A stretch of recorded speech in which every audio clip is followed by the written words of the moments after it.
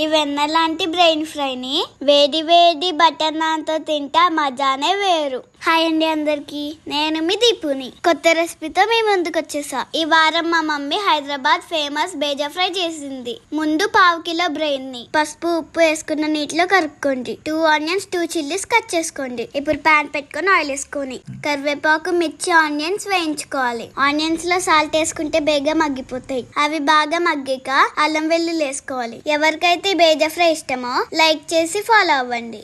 ఈ bheja fry rice లోకి రోటీస్ లోకి సూపర్ ఉంటుంది. ఇప్పుడు పచ్చివాసన పోయాక పసుపు కారం వేసుకొని మూత పెట్టుకోండి. నేను 3rd క్లాస్ చదువుతున్నాను.